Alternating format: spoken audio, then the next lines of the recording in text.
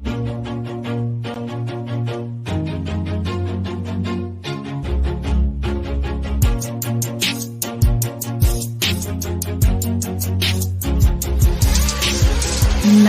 is the glory, but e-buggy pays the bills. Welcome to the No Name RC podcast. Get ready for some serious bench racing. But be warned, we speak our minds, express our thoughts, and sometimes things can get a little rowdy. Hate, and he just was influenced by the hate coming from the left, the hate coming from the right. And let's get back to more club racing and less of this money-grabbing book racing. It's hard not to be arrogant when you're always right. You know? See what I mean? That's exactly why people call you arrogant, Max. You may not agree with everything we say, but it's definitely worth a listen. And our pick, can you stop whatever you're doing? Join your host, Lefty the Great, with co-hosts and guests as they get together to chat RC. Hey, after that race that I watched this morning, I have to talk about it.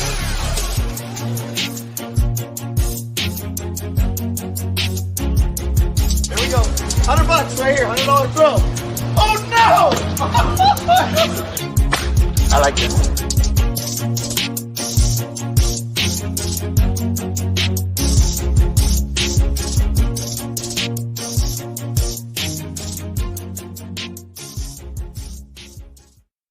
Yes, indeed. Nitro's the glory, but e-buggy pacement. I'm all out of focuser. Let me get in focuser. Something's up with my computer. What's up? What's up, everybody? We are live. As you can see, the Viking is live from inside the Ronnefalk Arena, racing arena. What's up, Viking? I can't hear you. Oh, no. Now we have no volume. Nope, can't hear you. Can't hear you. There we go. Now we hear you. Yeah. So what's up, everybody? I'm at my track, indoor track here in Sweden, and I thought I would make a bit of a live show here with Keenan, kind of talking about the experience we had in USA here about a week and a half ago now. I know it feels like it was so long ago. Yeah. But thank you for coming on. Thank you. Yeah, it was cool. It's so nice. I see. Look, I haven't got a tan. Yeah. I'm in the sun. I appreciate the sun after the NC. What's going on, everybody? Good to see everybody in here. Please share this. I know it's early in America. It's 1 o'clock on the East Coast. It's 10 o'clock West Coast time. We're doing this early so the people in Europe can also check this out. It's 7 p.m. there, so you have a healthy bunch of people there racing on road. That looks good. Things to do in Sweden. Yeah, that's pretty much what we have to do here up north during winter season. Weather is not really good enough for us to be outdoors racing at this time. So today it was a little bit better, sunshine, but around 0 degrees Celsius. So that would be like 32 Fahrenheit, I guess. Pretty cold. I was planning to go to Denmark actually this morning, but there was a snowstorm, so wasn't sure that the roads were fine. It's about a 6-hour drive to that track, so I decided to move it up and go tomorrow and Friday instead. But the guy at the track called me, and they had a bit of a unfortunate happening there. The farmer who has the track, I guess he was like repairing the roof of the building or something, because it's an indoor track, and he was like washing the roof, I think, or repairing. Did he fall? No, he didn't fall, but he left like the windows and stuff open on the roof when he was like washing the roof off, so the track is like flooded. Oh, so, no. Now I cannot go tomorrow, Friday, so I'll have to postpone it and go next week instead. Oh, you was gonna go to RC Thunder, is it called? Yeah, RC Thunder. Okay. Yeah. All right. Thanks to everybody that's in here. We are going to take some questions. I need to do some quick thank yous. Thank you to all of the NNRC squad around the world. We can't do without you guys. Thank you for all the support. Thank you to all the NNRC patrons and YouTube members. Can't do without your extra support. Thank you to these companies. They are Invisible Speed, High Tech RC, Sampadal USA, Mayako Beach RC, Techno RC, Clinic RC, Ignite Design RC, Bringing Back Gas Truck, Racecraft USA, Call RC, my good boy, my good friend Danny down at WRCE, House of RC, RCGP, Ronnefalk Racing, JTP RC, 36 Minute, and of course, the other Swedish world champion, Alexander Hagberg. So if you guys want to, there's links for all of those sponsors all of those advertisers in the written description. You can save some money. There are affiliate links. It helps us all out. All right, Viking. So this is not actually the conversation I was expecting to have after DNC. Yeah. But we're having it. But to be honest, I haven't really talked to you even since the Worlds. I mean, I saw you at RCGP, and it was kind of like a little bit of fun and business as usual. But after the Worlds, how do you recoup from that? So close, but yet so far. And, I mean, it was draining for me. I was speechless for once. So it was, how did you recoup from that? I know you did a little bit of vacationing, but how do you adjust from almost winning in your second Worlds to... Yeah, it was definitely a close call there in Spain by the end of last year. But, it was all good, though, because I think we, like, looking at the full year that we had, which was my first year with Mayako, I can't be anything else than happy and proud of what we achieved. I think winning the European Championship and also, then finishing second at the Worlds and being very, very close to even winning it shows the amount of effort that we all put into, the program last year and to the new platform in the MX-8 buggy. So overall, I was very happy and pleased with the year, even though, of course, being that close to winning, it kind of sucked to, finish second in the end. But, David had a great week. He was on top in qualifying and the final. And, he's a super strong driver. And I was, we were all sure that he was going to be up there. So it was also, tough for me to do anything starting from 11th. But yeah, still, it's still a good second place, I'd say. I'd say so. All right. So you took some time off over the winter. You didn't really do much RC. You didn't go to Montpellier. You did make some racing, maybe, but I was still, Okay, you're right. You didn't do any racing, but I believe you were still practicing doing RC in the arena there, but no racing. You made the tire change was big, and then High Tech, obviously, welcome to High Tech. I'm happy about that. Thank you to High Tech in the 50th anniversary. Looking stellar I almost said RCGP at DNC. Was good to see. Welcome. I think a lot of people are happy to see you there. But yeah, two big changes for you in the off season. Matrix tires. Maybe we can start off with a little bit about that. I know a lot of people may not know. I know that I don't even know much about them. I know they're from the on-road side of things, but now you're running these new Matrix tires. Yeah. So basically, I kind of knew the day was coming when I was going to have a tire deal again. So as many of you know, I was free on tires and was able to kind of run whatever was best and whatever was working, basically. And I think, not having the contract and having a good relationship to all the different manufacturers, I was always, able to get good, the stuff and when I needed it, basically. But that kind of, I knew it was going to get difficult at one point when team drivers started to complain. And I think that's kind of what happened. A little bit towards the end of last year, as more people were kind of doing the same thing that I did. Mm-hmm. So basically, when the tire wouldn't work, they would just put whatever worked on their car, even though they might have a deal with someone else. So, there were definitely some complaints that I was able to get the stuff when they were working good. So basically, if Hot Race run race would work good, I would go there. Nicola would, happily be giving me tires.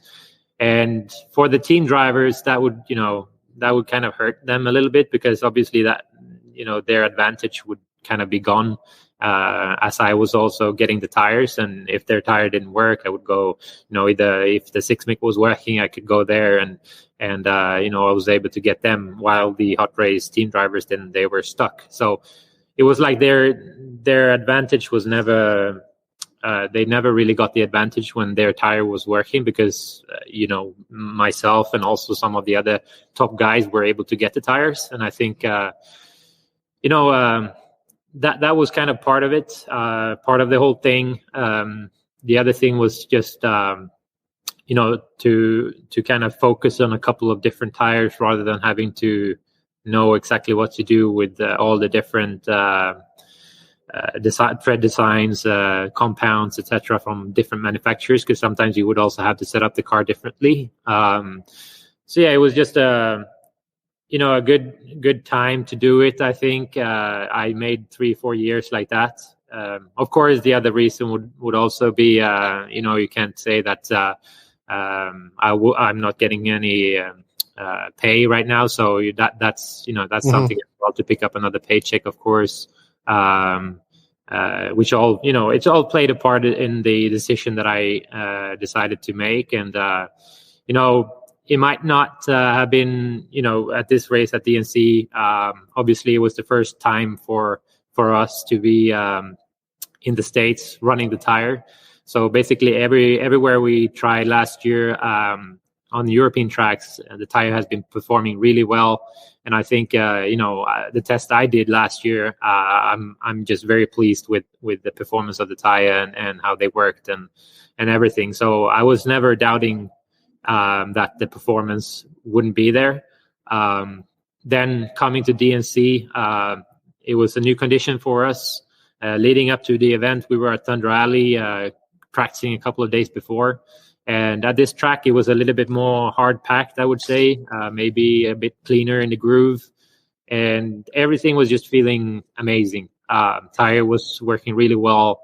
Some of the other top guys were also there to practice. And I would say if I wasn't the fastest, I was right up there with Canas and all these guys. So, I had a really good feeling going into the race, and then obviously everything went kind of sideways already from the first day. That was crazy. Okay, all right. So I just want to rewind because they actually have done well in Europe. I mean, Davide killed everybody in the Italian Nats this past weekend.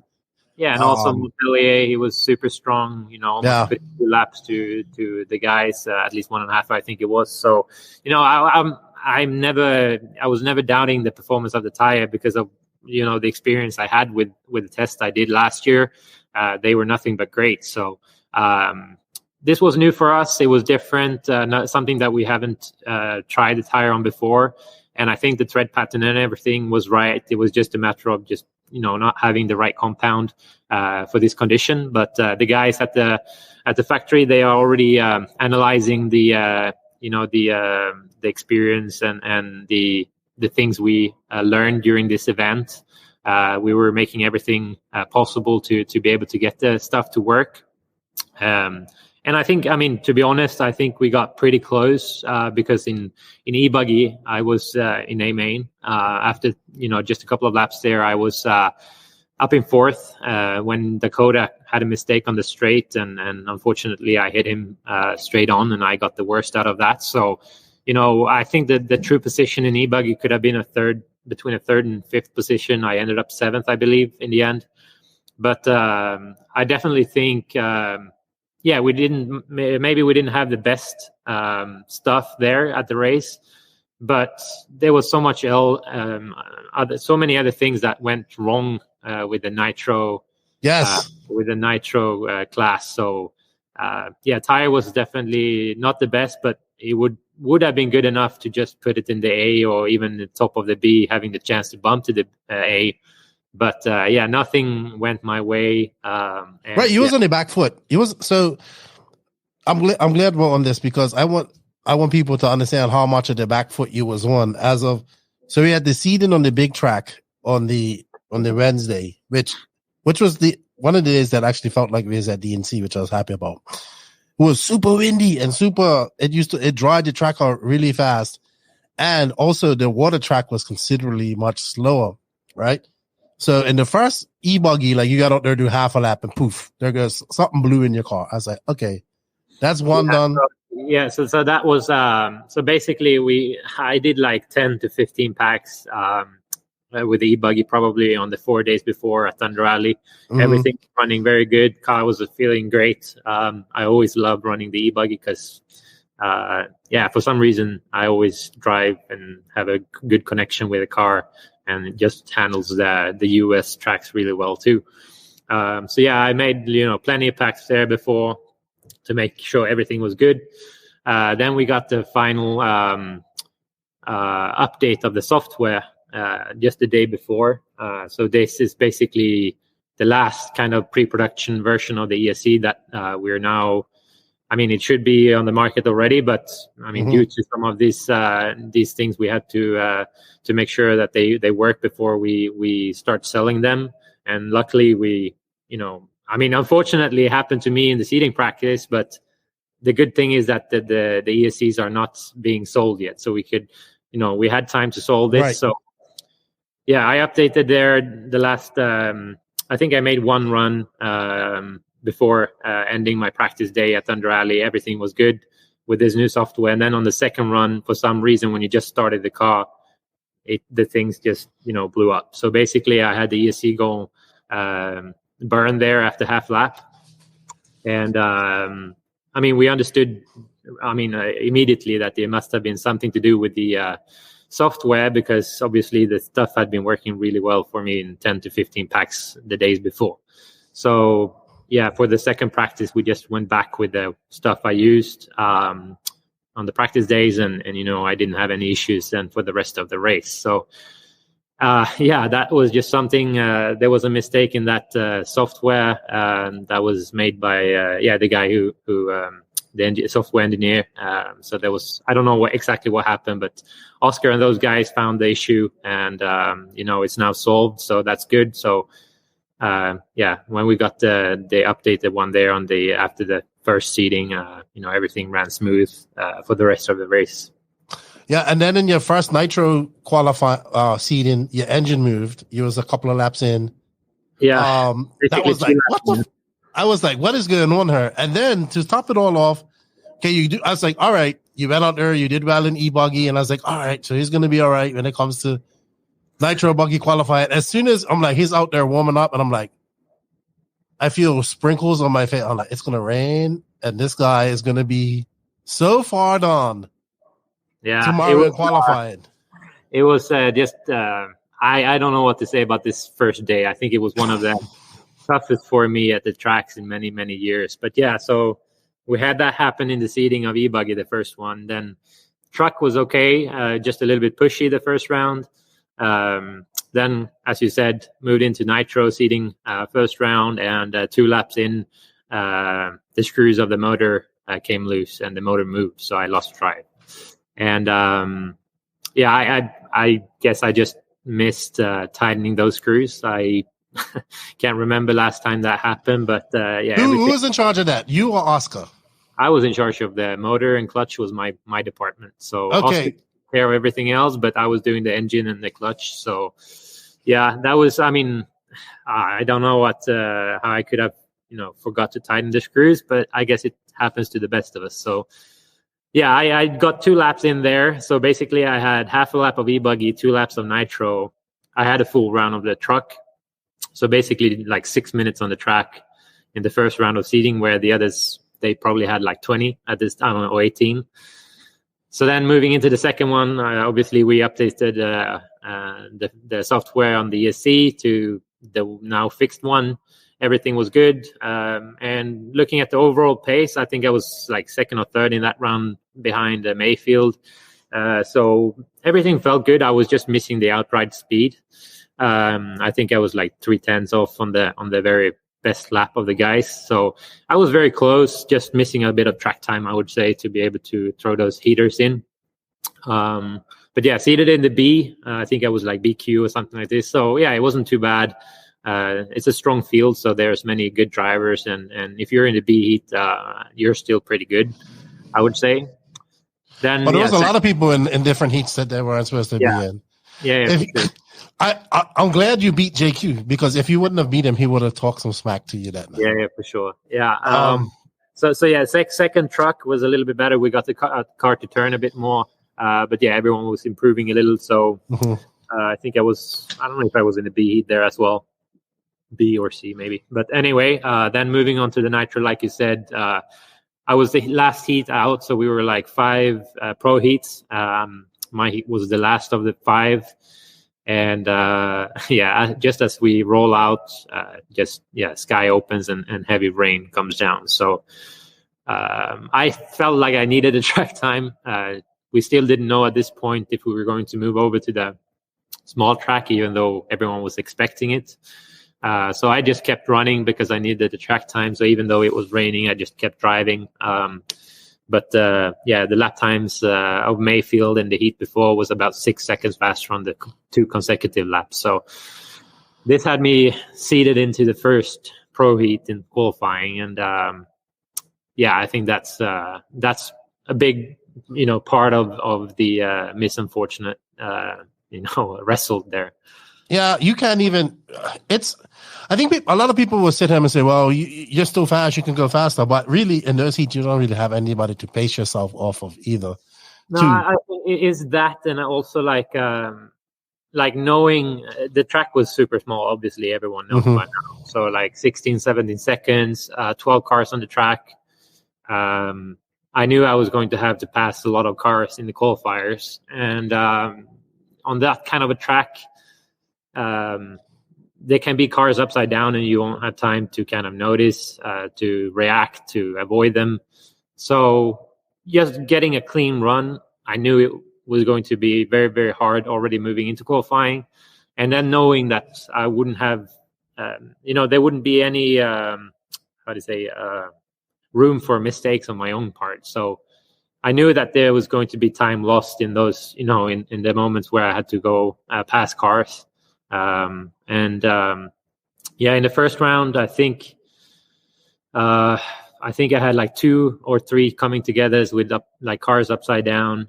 Especially I had one big one on the straight. I remember the car was upside down behind one of the pillars I didn't see. So I just came down the straight. I hit him full speed and I ended up on the roof. So I remember that. I lost like 10 seconds and, it's not easy when you lose 10 seconds, to the top guys to be able to do something good out of it. So I tried my very, very best, but it was like super frustrating to kind of keep. Oh, I know. Yes. I knew you was frustrated Saturday because like Saturday was like bop, bop, bop. And was it Saturday? Or Thursday? Whatever. You was like going. I was like, yeah, them guys are cold. It was a long day. The small track was surprising. I called it, I don't know, you're probably a little too young to remember this, but we used to have this game called RC Pro-Am and used to have like puddles on it and oil and all this type of stuff. So we had one of these type of tracks. And I want to say I'm glad we did because we raced. I enjoyed it as a spectator and talking to people at home. They enjoyed it. As a racer, it looked hard. Some people, I was like, I still in my brain saying these European guys will do good here. But it really kind of went to a real USA style, rough, supercross, but arena cross type of track. It was hard to follow you guys because it was like, whang, and then I come back around and there you are again. But we got it done. And I was just like, all right, so Viking's going to go in there. He's going to do what he's got to do. And he's just going to qualify. Well, I remember during your qualifying when you flipped over on that. And we only got 2. So they changed it from 3 to 2 qualifiers. So it was always on the back foot. Like you needed to have a really good one. You couldn't get one. Yeah. I mean, I remember the first round I had that crash on the straight, losing 10 seconds. I think I qualified maybe 24th or so in the first round. Knowing then I would need a good result to be even, able to go into the B. It was tough. And especially as like on the first lap of the second round, I remember, it felt pretty good in the warm up. I just started my loop, and I think either on the first or the second lap, I came onto the straight and over that little hill before you went onto the asphalt, and it was very rough through there. I remember that. I was just like, it's over. It was like first or second lap, and I just came over a little bit too much sideways, and the car just hit that hole, flipped over on the straight, and I lost like 6 seconds there on the first lap. I think it was like a 22-second lap. So, then like knowing that I had that wrestle from the first round, crashing on the first or second lap there, losing 6 seconds, and then knowing I would have to make another, I think the qualify was 6 minutes. I would have to drive, like 5.5 more minutes through cars without having any issues at all to be able to even get some decent wrestles out of it. And yeah, I mean, I tried to put my head down, but it was just very tough. I would have maybe a minute or two pretty clean after that crash on the second qualifier. And then there would be, some lap cars, or sometimes you could, come up on like 3-4 cars that were together. So it was just not like, I think they tried their very best to get out of the way, but sometimes there's just not enough room, especially with the track being like it was. Everybody kind of wants to go around the bumps, and then that makes the line very narrow. So I saw you trying to go through the bumps too a lot, and yeah, it was. I mean, I tried basically everything I could out there, and I'm not here to say to blame like the traffic or anything for my bad wrestle, because it was just everything at this race just it didn't want to cooperate with me at all. It was seating practice, weather, then me making a couple of errors myself in qualifying, maybe struggling a little bit in practice and first qualify with the car setup. I think we got the shock package really good for the second one. We saw that in e-buggy as well, because I started 6th or 7th on the grid. So e-buggy felt pretty good with the shock setup changes we made for the conditions. And then maybe just not, finding the best working tire for the condition that race. So it was just everything came at me at once. It was very frustrating for sure. And then with the weather being like it was cold, rainy, it was kind of a boring mood there. Because it was not fun. Because everybody was nothing to do with the race or anything, but just like having all the tents, like all the walls up. Like normally, if the weather would be good, everyone would be sitting in the tents with the walls kind of down, so people could walk up and talk to you and everything. Now everyone was just, you couldn't see anybody. Yeah, everyone was just on their own. All the tents were kind of closed up, and yeah, it was not. It wasn't the best atmosphere. No, it wasn't. Atmosphere, unfortunately. So we fast forward a little bit. You're already frustrated. Then you come in Saturday morning, and I haven't recorded with JQ. So those of you that are waiting for JQ and I to record, we were supposed to record yesterday, but he's sick. I'm sick actually a little bit too. So hopefully we're going to record with him tomorrow or Friday. And we'll go into a little bit more detail about what happened at the race, at the party and all that stuff. But I went to sleep that night and I was like, boy, Lefty, aren't you glad you went your fat tail home instead of going out there partying? Because the last message I got was, oh, you just missed all the BS with JQ, right? And I said, okay, something happened. I went to sleep and then I woke up and I was like, you was like to the track early. And I remember saying to Axel, like we was all getting ready. I was like, oh, somebody caught the tents at the pits. And I was just like, oh, I was so angry when I saw that. Because it's happened, things like that have happened before to when we was doing JQ stuff. So I came to the track. I was so angry, and I came there and I saw you like sitting right, because I was pitting like not too far from you, and there was your spot, and I was just like, what the like I couldn't believe. I went and looked up, and I'm like, well, why your spot like right here is you? JQ's there. I didn't know what had happened all that night before, but like I said, we'll talk about that with JQ. So we come in there. That also must have kind of played on your mind a little bit as well. Yes and no. Like it was just like, first you come to the track, you're not super excited. It's like raining, cold. You're not like doing, very good in the race. And Yeah, we came to the track pretty early there on Saturday because Hampus was racing in the D, I think. So he was up in one of the first 5-6 races. So yeah, that's why we came early. And when we just entered the pits, I can see the tents right when we pulled up with the car on the outside. I saw that the canopy was slashed open, and of course it was right where I was pitting as well. So I left some of the stuff on the table the night before, like I did every night, and everything was just soaking wet when I got there. So yeah, it was just another of those things that kind of added to the already. Oh, dude, I was so heated. I was so angry. And people on the internet, then I was like, all right, nobody's doing nothing about this. That's when I made the post. And then it was funny because people were like, maybe the water did it. I was like, no, water, there's been no water settled in there. We even got accused of doing it ourselves, stuff like that. But yeah, somebody did slash the tent. We'll talk about that and everything involved in that on the recorded podcast. But that heated things up. We go into Saturday mains day, Truggy. Let's talk about that because now obviously, we're a little bit upset now. We think who's done it. We're gonna say that team begins with an H and ends with a B, and has an R racing in it. But they're over there. They're on some of our heats. Things heat up between you and Pavitas in what was it? A Truggy B, man? Yeah, it was the Truggy B. So, I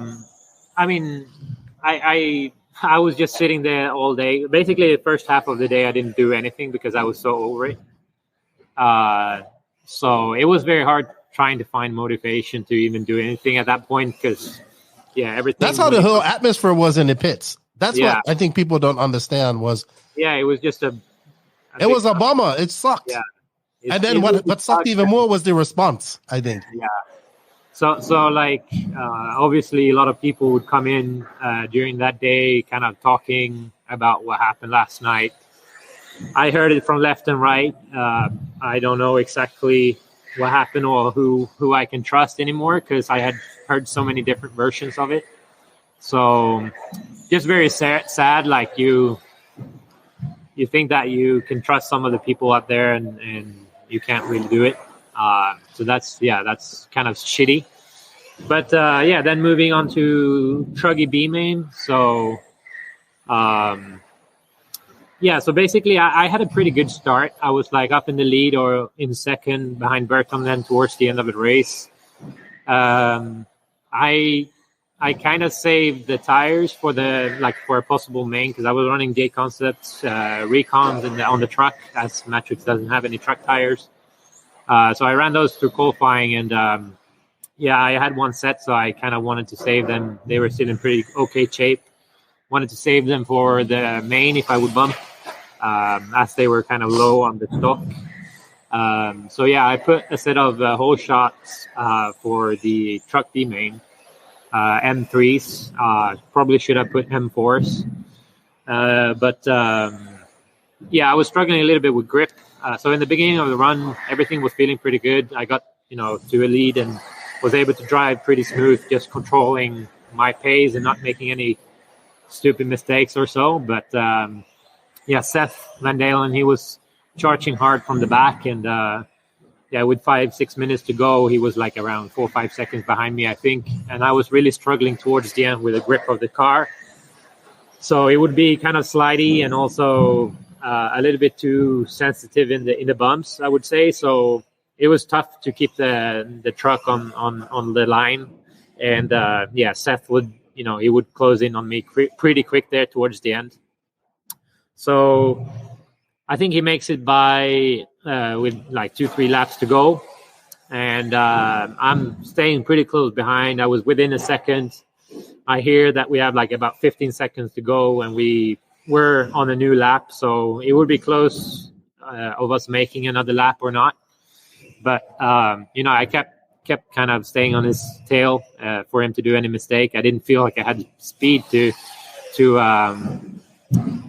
kind of close the gap. So it would be for him to make a mistake if I was going to bump. We come through the middle of the track. and Pavides was there, so I think he maybe let Seth by just the corners before something. Then over the 3 rollers in the middle, he goes wide. So what happened was like, I expected him being out wide because I was, going double single in tight. So I kept it tight, and I thought he was going to wait because I was in the battle for second. So, I would go in tight, push out wide, and that was my line over the double and single, and then keep a wide line onto the straight. But yeah, he didn't wait there. So he just went for the triple, I guess. So yeah, I'm coming from the inside, pushing out wide in my line, and he goes for the triple. And we run each other off the track. So that was the end of that race for me. Not saying that I probably would have bumped anyway, but there was still a chance because Seth made it over onto another lap, and I probably would have too with finishing that lap. So then you never know. But it's just like one of these things. Like if I was in that situation, if I was completely out of the game or for the bump spot, if I was a lap or 2 down, and I have like someone fighting, if it's for second or third, or if it's whatever position it is, if I know they're fighting, I would pull off and just stop until they have passed. He didn't, so we ended up colliding, drove each other off the track, hit the driver's stand pretty hard even, and it was pretty much over from there. But like I said, probably wouldn't have bumped anyway, but it was just what he did I thought was very wrong in that situation. Your mic is muted. So you walked off the stand. I missed all of this. You walked up the stand. You must have like smacked him her and then flicked off his hat. And then all I caught was the tail end of like Robert, everybody down there. So what happens after all of that when you guys are down there in the kerfuffle? Yeah, so I was pretty mad at this point. So especially hearing all the stories. Yes, of course. From what happened the night before. Maybe now it did, like some of the stories that we heard up until then wasn't true then. So after all this mess happened, people were saying whoever slashed the tent was someone not being Ryan probably. Right. So everything was just, I was so frustrated. So walking off, he was standing like next, I think one guy to the right of me on the driver's stand. So I just like grabbed his hat and I threw it at him, walked off the driver's stand. And then, so I left my radio and the headset to Dad, still pretty pissed off. And then like some of I think it was Robert went over to them or to Ryan to talk because he also had some issues with Ryan during one of the races. I don't know which one it was. So Robert was there. So I just walked up to the situation. I think this is if I remember well, this is what happened. So I walked up there and I kind of just asked him like whenever he's going to show some respect, because I think what he did was completely wrong. I was fighting for a bump spot into one of the A mains, and I think he should have just stopped. Even though it looks like on the slow-mo, it kind of looks like I drive him off the track probably because I'm coming from inside to outside. I think it could have been handled, could have been avoided with him just stopping there, letting us race it out, and then that's basically what I told him. Like to be able to get some respect from the other drivers, he needs to understand that what he did was wrong, I think. Yeah, it was heated. I would say there was definitely rivalry before. Now it's definitely out in the open and there's definitely some rivalry. All right, enough about that. You finished, you didn't make it into the A in Truggy. You finished 7th in E-Buggy. Then we're going into Nitro Buggy the next day. And we're like, all right, you are going to do it. You're going to bump from the D to the A. This is what I think is going to happen. When I saw you went out on the same Matrix tires, I kind of knew. I was like, I don't think it's going to happen because I felt you needed like I saw some of the best tires I saw there were like the Proline M4s. And that would be why y'all was, if you would have told me that y'all would have been the top European finisher at this race, I would have told you all you was crazy. But they worked really well. I watched them on Chris Morales' car. You went out there. I saw you was trying to get out to the front and get up there, but it was just a little bit too hard to overcome all of that. How was your approach going into Sunday? Yeah, so we made some changes for the e-buggy there the night before. So we had the A-main practice and then the e-buggy main. And my car was actually, I thought it was the best it's been in the main. And I think that showed as well. I was, like I said, I think the true position could have been from 3rd to 5th. Ended up 7th in the end because of some unfortunate incidents on the straight there with Dakota. Then I had a really good race in e-buggy with Mayfield all the time. We were like fighting each other very close, and it was a fun race. But yeah, we took kind of what we learned from the changes we made on the e-buggy. We kind of applied them to the Nitro car as well, then for the D-main. And we tested a bunch of tires throughout the race, obviously. And the one I used in the A-main of e-buggy felt the best so far. So I just kept using, I was on them as well for my D-main in Nitro buggy because that's the tire I felt the best. The only difference was that for my D-main, it was kind of in the middle of the day and the track was a little bit more dry.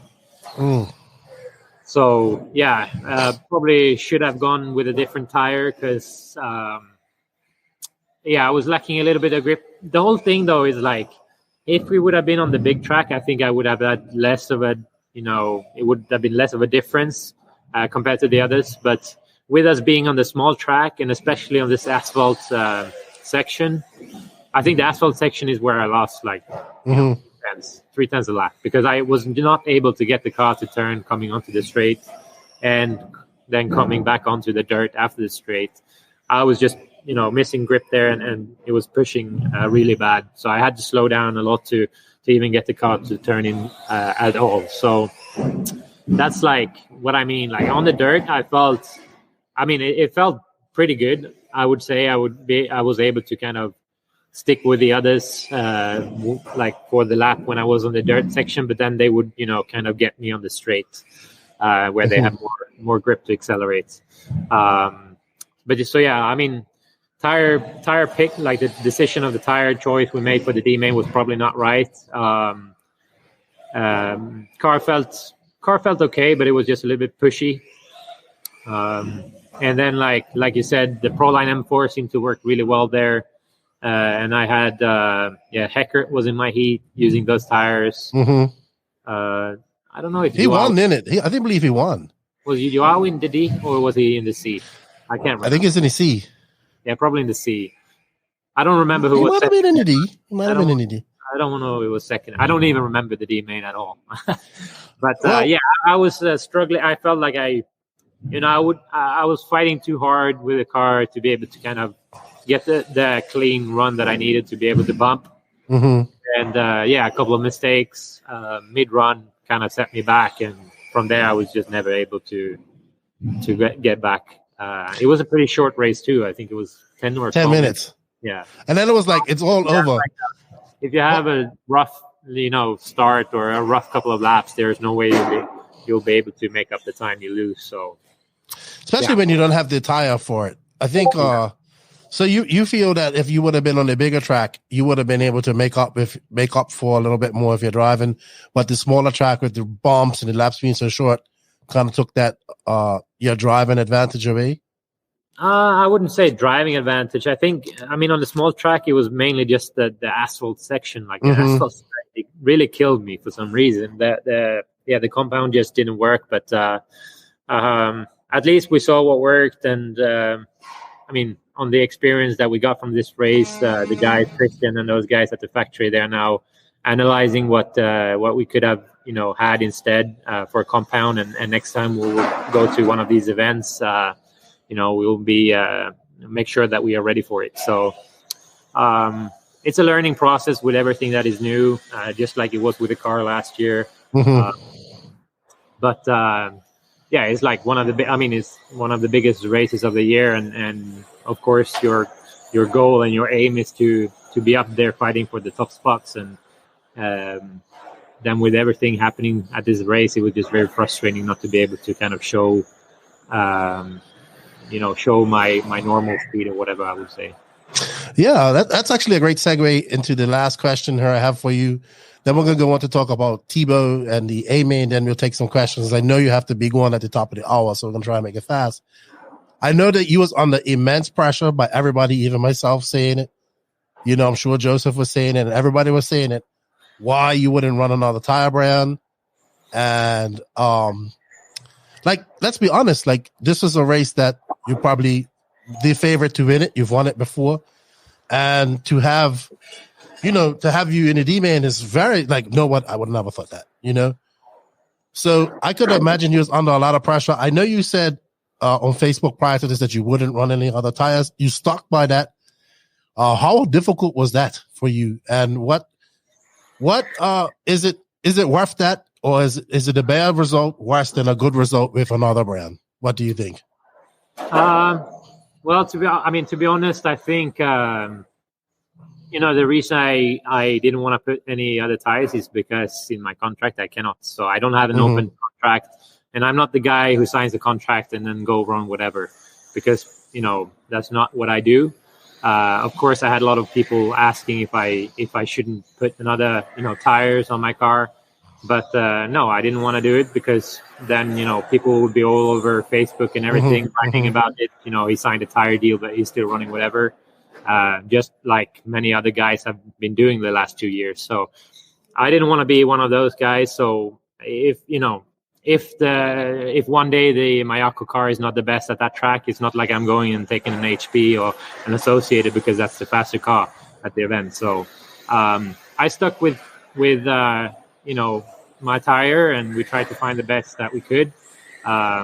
This time it didn't work out for us, but it's not like it's the end of the world.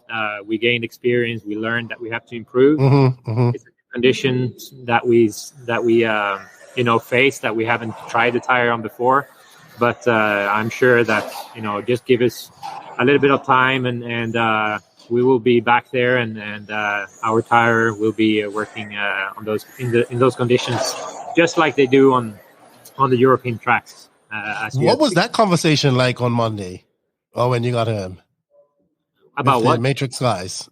It was not like we had a discussion only on Monday. They were with me during the race, and we have a group chat on WhatsApp. And if I would have showed you everything, the guys in Italy, they were very supportive. Davide was trying to help me out with the experience he has had so far, and it was just very good to see like the kind of work and help they tried to give me, because obviously Davide has been able to drive a bit more with the tire, as he can do that in Italy, and I've been stuck indoors in Sweden. So yeah, even him sitting at home, he was trying to help me out, so that was great, I thought. And also the other guys, of course, Christian and Polito was also giving their inputs and feedback. So I'm really, we're onto something good, and unfortunately it didn't work here at the DNC this year. But like I said, it's a very new product, and I'm sure, and I never doubt that we will be able to get there because of the just the dedication that Christian puts in and the resources that he has, and in the speed that he's able to develop the things. Next time we're out there, we'll be fighting for the top spots, I'm sure. Well, that's good. That's good. Oh, we have some spam in her. Let's get rid of this. Block user. All right. Next question. That's a lot of pressure. Like, I can imagine what that was. But I will say this. Like, I think after you did make your D-man, I kind of saw you relax. I kind of saw you for the first time enjoy yourself a little bit. I think he was like, all right, well, I'm not racing anymore. We sat off. We watched the B-man, which was pretty good. I thought Bade was going to get up there and do it. He was in second for a while. Tebow gets through. Start of the A-man. He's up in like fifth.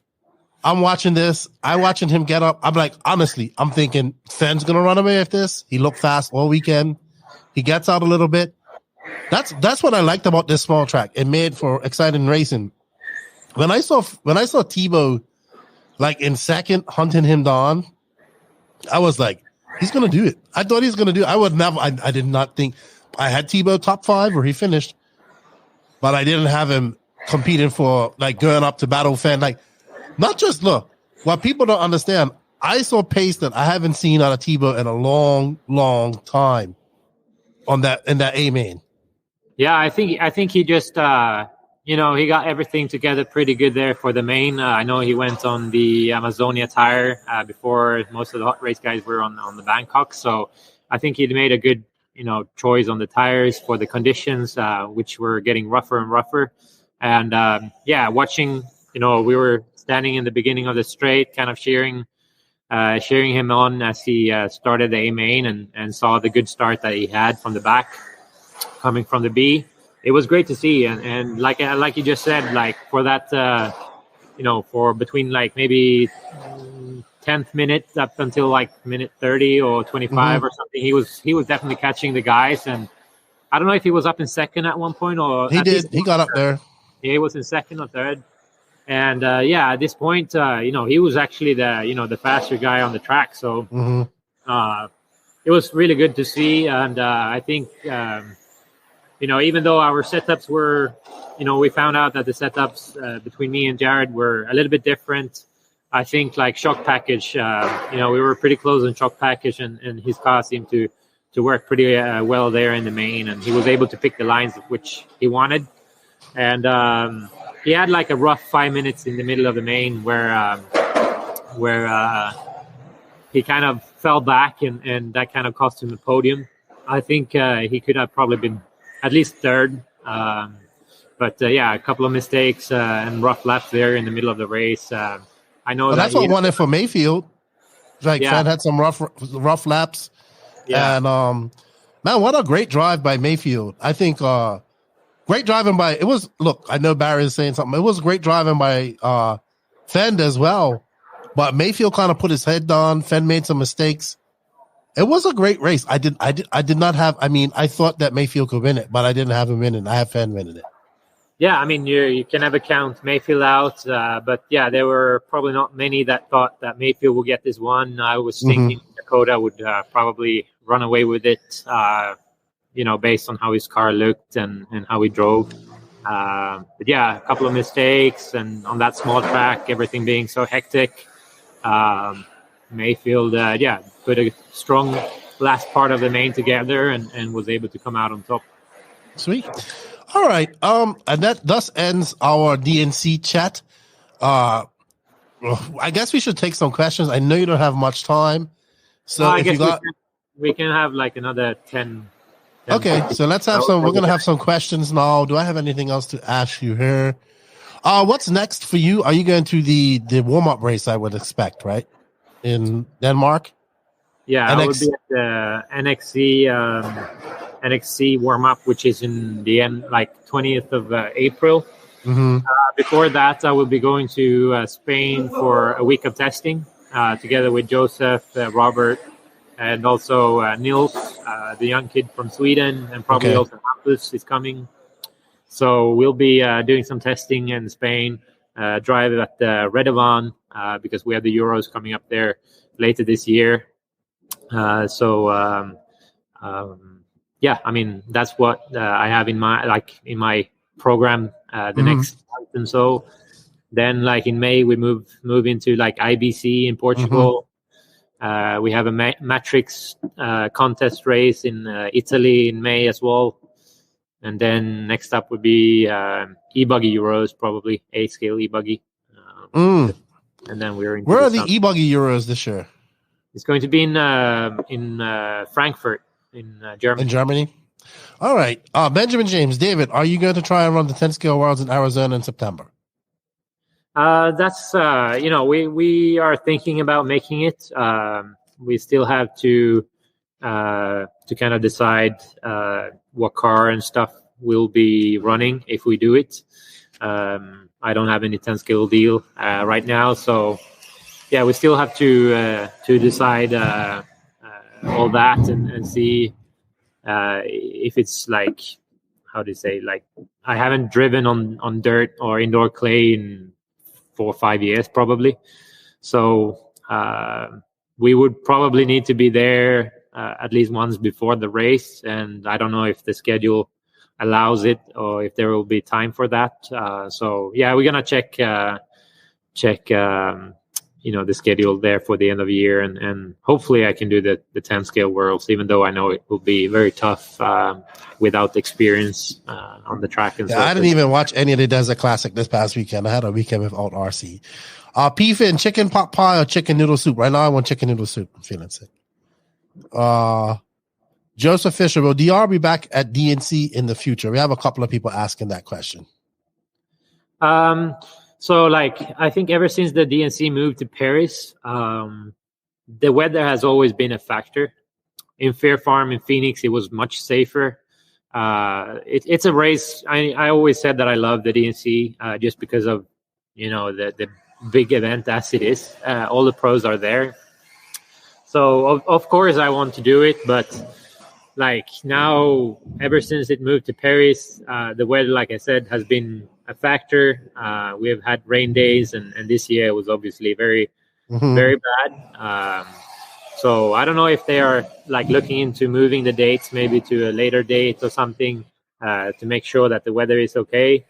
But yeah, we'll have to check. Maybe we decide next year to make another US race instead in a better season where the weather is going to be good. Or maybe even an indoor race so you're sure to run, because there's a lot of money that goes into a trip like this, and to have the weather like we had this year, you don't want that again. And like I said, the weather hasn't been great in this location the past years either. So I think it's just in California in February, it's a little bit early probably to be safe. So yeah, if they move the race into March or something, or maybe I hit another US event instead, like Silver State or something like this. Of course, I want to go over to US and race there as well. So if it's not the DNC, it will be one of the other big ones for sure. What other race besides Jewish races are you interested in going, like PNB, anything like that? I think I would probably do Silver State. It's the easiest race to do. Yeah, I mean, you're sure to run because it's indoors. And yeah, everyone said that it's a great experience. But it's similar to the atmosphere that we had at this past DNC, because everybody's either wrenching or in their hotels. So yeah, well, then that's not maybe the best then, but in terms of the track and everything, people seem to enjoy the event, so maybe that one would be a better one to go to, or maybe PNB. Yeah, I've been thinking about it, but I'm not sure. I heard some stuff with the practice they have going on there for the race. It's kind of hurting, so not sure I'll be doing that one. But like I said, either maybe AMS, Southern Indoor Nats, or Silver State. Wicked Weekend is probably a good event. Yeah, too. Wicked Weekend's a nice one. Yeah. Barry Baker, would you ever think of coming over to a US race and be a mechanic for Dagani? I just love how Dagani just sits in the corner and then he gets an idea and it's like, you've got to do this, you've got to do this, you've got to run them. You get 10.75 springs in the rear and cut 1 millimeter off the coil to make it work properly. I'm telling you, it's going to be dialed. Yeah. Well, I don't know. Maybe one day, but probably not. Steve Harris, do you think we should swap the event Silver State in February and DNC in May? I think if he could, it would be, but I think I don't think he could get that date again. So yeah, I think that's what I heard as well. He only has one slot for the Silver State. Otherwise, that was my suggestion as well, to move, just to swap the dates of the DNC and the Silver State. Then I'm sure that the race in California in what is it, April, May, should be fine. But yeah, you're not going to Philippine Masters either, by the way. No, unfortunately, I cannot go to either that or the Silver State this year because I'm going to Phil from Nail Buggy. He has his wedding party in Caribbean, so I'll be at his wedding party this year. So this time I would have to skip the PM23 and the Silver State. Okay. Randy Romanek, he wants to know, in the future, if you are at a race and don't have a tire that will work, will you choose other options to be competitive? No, not as long as I have a contract. Good. Ken Tipton, I don't know if he's talking about the HB buggy or the Mayako buggy. He says, are you having problems keeping the e-buggy together with the HB brace? I'm having problems when I land or nose or have a bad crash. Yeah, I mean, this can for sure happen. It happened to me too. I think what usually goes first is probably the, at least on the Mayako one. I don't know which car is talking about, but the Mayako prototype one that we have, it looks like it's kind of weak where the, we use shock ends to connect the rod with the center dismount and the front top plate. So, if you have a really hard crash, I think that will happen. What is happening? Is the dog bone popping out? I haven't. The dog bone should be staying in, but the brace itself kind of bends. Oh, okay. So, yeah, this is probably an issue with the hard crashes, having the layout like that. But I think having the links, all the cars that I have had.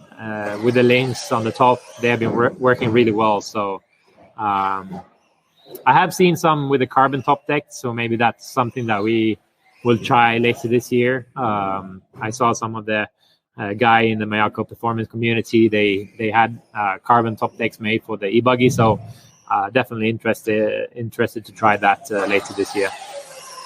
Sweet. Well, if you guys have any questions, please ask them in the comments below.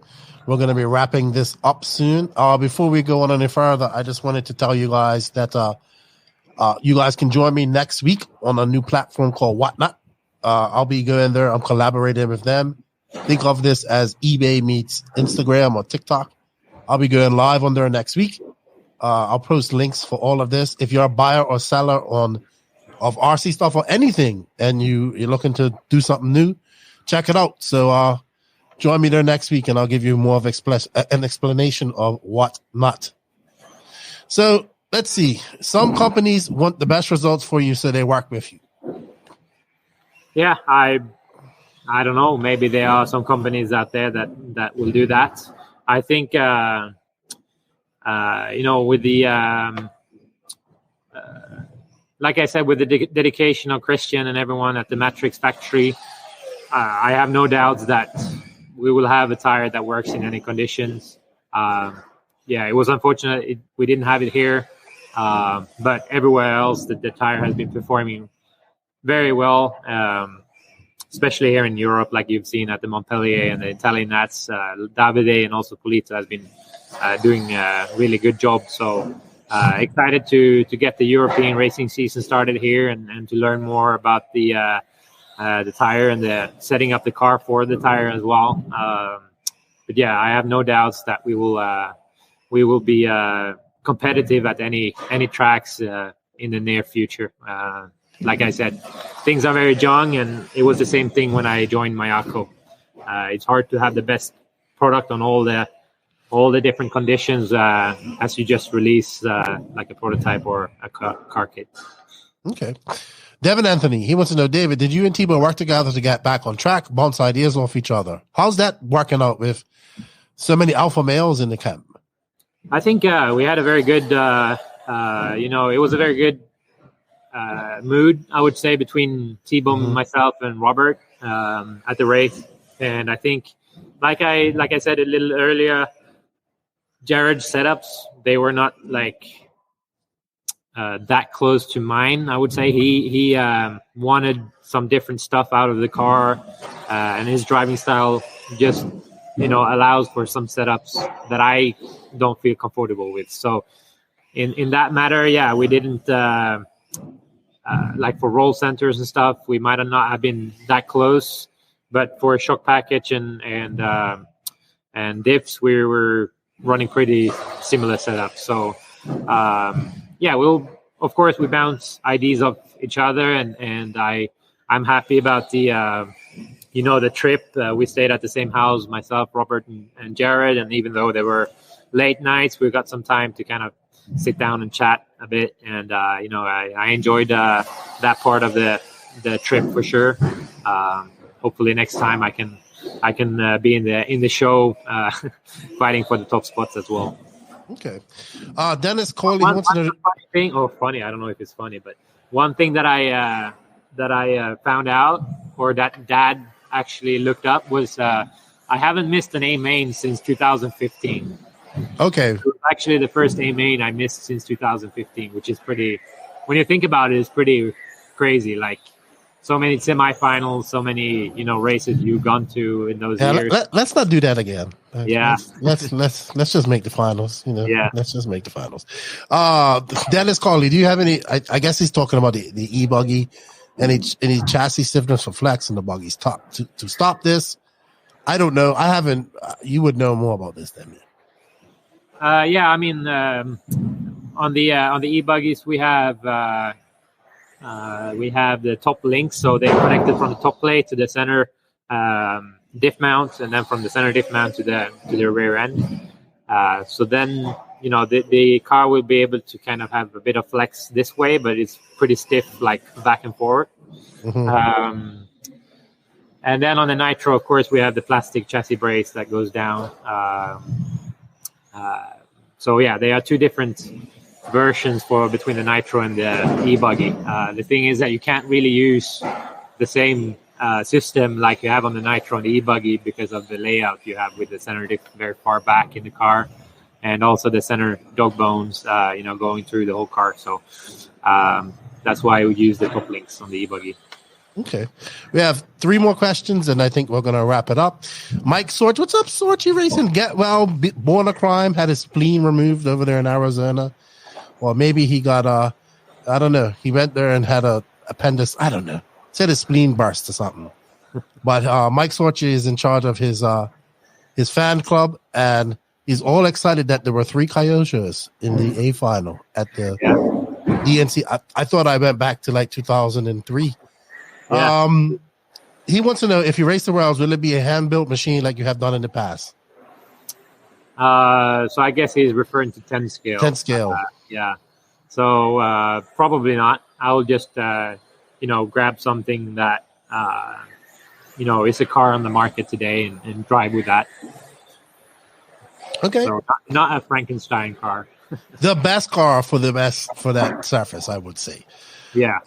Kevin Hulbert, how close is the e-buggy to release for the general public? So I think I heard Euro 7 Day talk about it, and should be like sometime in the middle of the year if I heard right. I'm not like 100% sure about this, but this is their plan was to kind of get a car out there because we have a lot of requests. Obviously, a lot of people are doing both e-buggy and Nitro, so we want to get a car out there and then kind of finalize, what do you say, like an updated version for next year or something like this. So this is what I heard. So maybe like middle of the summer to the early fall, probably. Okay, sweet. And Eddie Golden, he asked this earlier. Hi, David. How many shims should I use on each side of the clutch bell? Is it to either side? Well, it all depends on how much play you have and what bearings and kind of what flywheel cone and everything. But yeah, I usually want to have like maybe a 0.2 millimeter of play on the clutch bell. So then you kind of have to see so that the teeth of the clutch bell are, in the middle of the spur gear, I would say. So you don't want the clutch bell to kind of sit like on the very end of the spur gear. You want to have a lot of, the you want it in the middle of the clutch bell. Yeah, I know what you mean. In the middle of the clutch bell. So then you will have to put like 3 or 4 of the chims on the inside to move the clutch bell more forward, or maybe you can put them on the outside. But yeah, usually I just make sure to have the clutch bell in the center of the spur gear. That's the most important. And then like having probably like 0.2 millimeter of gap play there, and then the bearing will have will run pretty smooth. Sweet. All right. I think that's all the questions we have. I think it was a good hour and 10 minutes of talking DNC. I see you still got racing going on in the background. I guess you'll be there till a little later. Yeah. I think that's it from everybody. I want to thank you for your time. It was a great chat with you, David Viking. Yeah, for sure. If there are some Mayako Performance community members in here watching, I'll be going live on Zoom here right as we end this meeting. So if you go to Discord, you'll find the invitation to Zoom, and you can join me there. Yeah, and everybody send best wishes to JQ to get well so he can record, because he has a lot to talk about, he says. He has a lot to explain, and I think even though he might not be I don't know what to say, but he told me that he has nothing to do with it, but of course he has. Maybe it was nothing that he did that night, but he could have been from the past. In any way, I think just JQ in a group of Americans with alcohol is not a great combination. You know where he should have been? At home, in bed, like I was. And I think you should be able to kind of enjoy yourself. He should have been home. No, you can, of course, enjoy yourself, but I think he has to also think that he's kind of representing a brand now that, is not JQ Racing anymore. It's a little different, and he has, a bigger... I agree. Bigger market, let's say, more customers, so he needs also to think on the on this stuff, I think. So for the future, I hope he kind of learned from this and kind of hold back a little bit. You know what? He's 40 years old. He knows what he's doing. Yeah. Hey, he should have been in his bed like you and I. And then I told him, you should have been home trying to figure out how to make these cars go faster. That's what you should have been doing. Yeah. All right. Thank you for your time. Good luck have fun at the track this week. Okay, thank you. And maybe I'll see you soon. Maybe there's maybe IBC might be potentially a place I go to. All right. Cool. You all enjoy. Thank you everybody for tuning in. Thank you. All right, I can let you go. I'll do my spiel here and then we'll go. Thank you, David. Have a good one. Thank you. Bye. Bye. All right, everybody. So we're going to end it there. Thank you all for joining us for the hour and 10 minutes. We will be dropping a podcast hopefully Friday with JQ.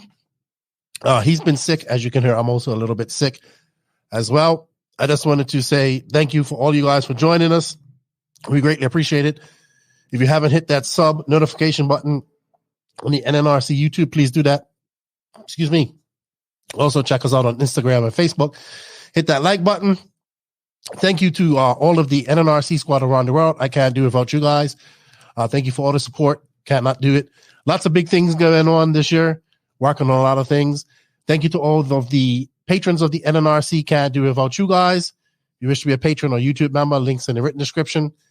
Also, join. Remember, next week I'm going live on Whatnot. I'll post more links about that. Come join me if you're a buyer or seller. You like eBay, try this out. I'll do some collaboration with them. And thank you to these awesome companies. If you guys wish to buy something from them, we have links and everything for them in the written description. We have affiliate links. We have some coupon codes.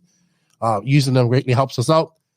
And thank you. They are Invisible Speed, High Tech RC, Sunpadal USA, Mayako, Beach RC, Techno RC, Clinic RC, Ignite Design RC, Racecraft USA, Call RC, WRCE, House of RC, RCGP. Shout out to Ronnefalk Racing, JTP Racing, 36 Minute, and Alexander Hagberg. Thank you guys for everything. Shout out to everybody. I know we're gonna talk about all the races next week too when I get geeking out with Max. So thank you all. With that said, I'm trying to find my outro.